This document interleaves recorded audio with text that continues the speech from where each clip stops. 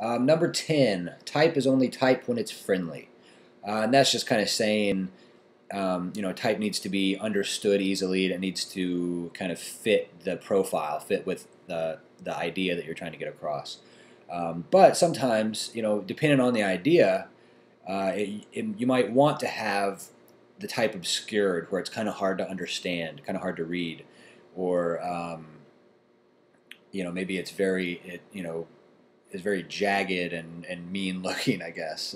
If that's going to complement your message. For instance, I immediately think of those old posters in the '60s, like the psychedelic rock band posters for like Steve Miller Band and Grateful Dead and all these things, where the text is just this real wavy kind of almost pattern, and it's really hard to read. You really kind of have to study it to see what it says, and it kind of created this whole style because the reason they initially did that is because it was kind of an underground sort of thing, and they didn't want the squares, or the parents to be able to find out where these concerts were and that kind of stuff. So they kind of made it really hard to read. So unless you were hip and in the know, you couldn't tell what was going on.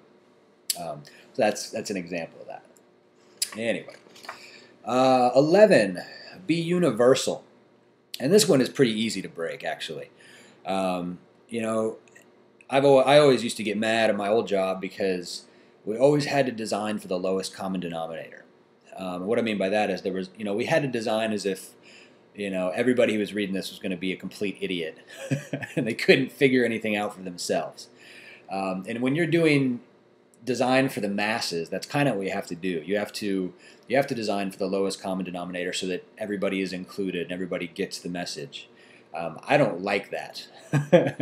I like it better if you have the chance to design for a particular audience. If you're doing, a certain kind of music or a certain cause or a company that caters to a very particular audience, that's when you can get really specific with your visual language, and you can kind of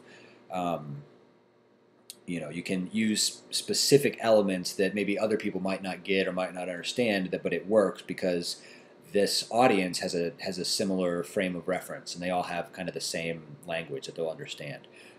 Like teenagers definitely have a certain kind of audience or a certain kind of visual language that they like, compared with the elderly or Generation Xers or all that kind of stuff. Um, Number 12, squish and separate. That's just talking about kind of creating this visual rhythm where you have negative space and then you have some positive space, and you kind of create a rhythm with that. And the example they give, I think is kind of ugly, but I guess it's valid. So maybe you don't want a rhythm. Maybe you want everything to be kind of jumbled up. A lot of these seem to be kind of similar as I'm talking about them. Maybe you want to kind of, spit in the face of traditional design, so you try all these things. You throw a bunch of stuff together, and you don't have any hierarchy or rhythm or anything like that. But that's again, that's kind of rare occasion that is actually going to work. 13, distribute light and dark like firecrackers and the rising sun. That's poetic. They're saying, you need to have a high contrast, a good balance of dark colors and light colors and mid-tone values and all this kind of stuff, like the technical good photograph.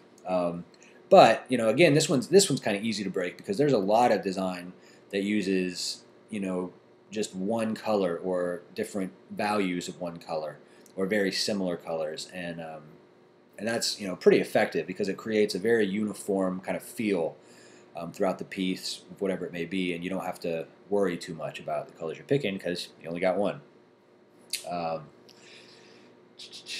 14, let's see, be decisive. Do it on purpose or don't do it at all.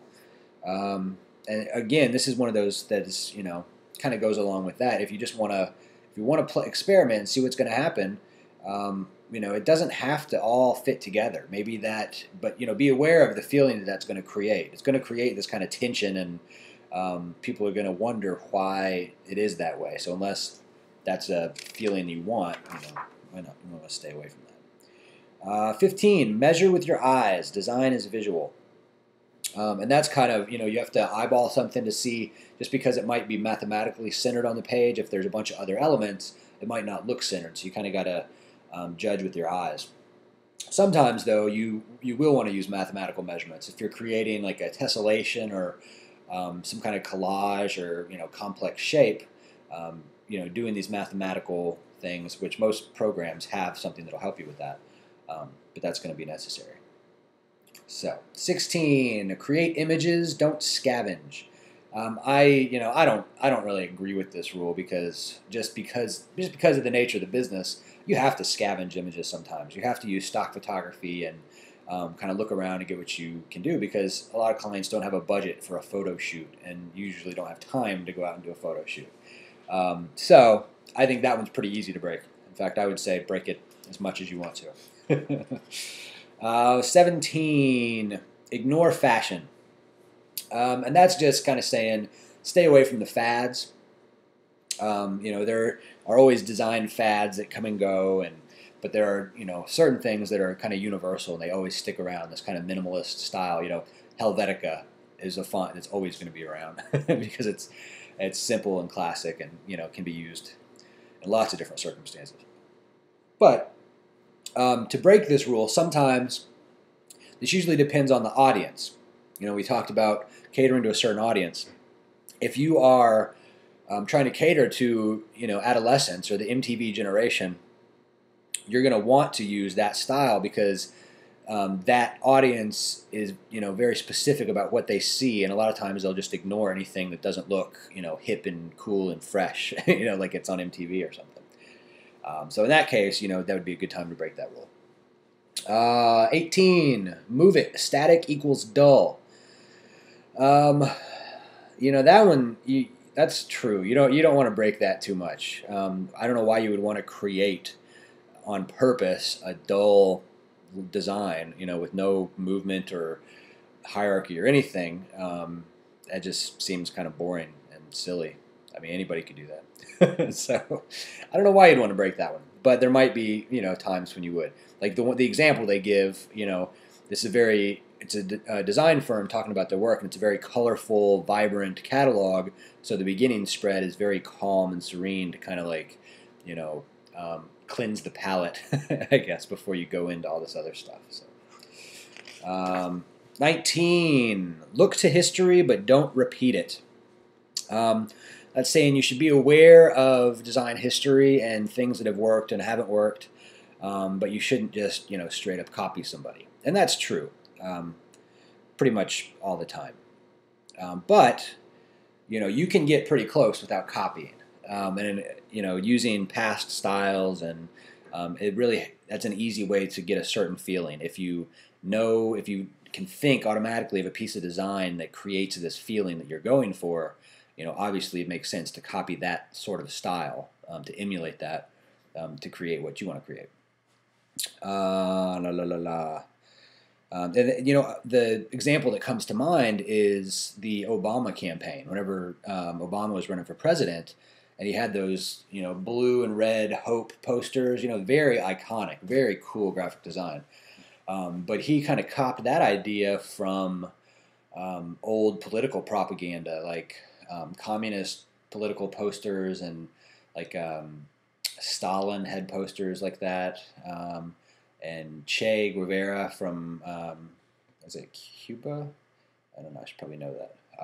But there were a lot of these kind of very iconic political propaganda posters that used that illustrative style, very simple, minimalist kind of blocks of color, and it worked for them and it worked for Obama, so that works. And the last one, 20, symmetry is the ultimate devil. That one, again, you want to be careful when you're breaking that rule, and you want to make sure you do it consciously, and you're aware of what's going to happen, because symmetry is just boring. That's just the way it is. If you center everything and everything's perfectly symmetrical, your eye just doesn't. The viewer isn't really interested in it, because that's just that was the original kind of design, I guess, and it's been so overused, it's kind of cliche now.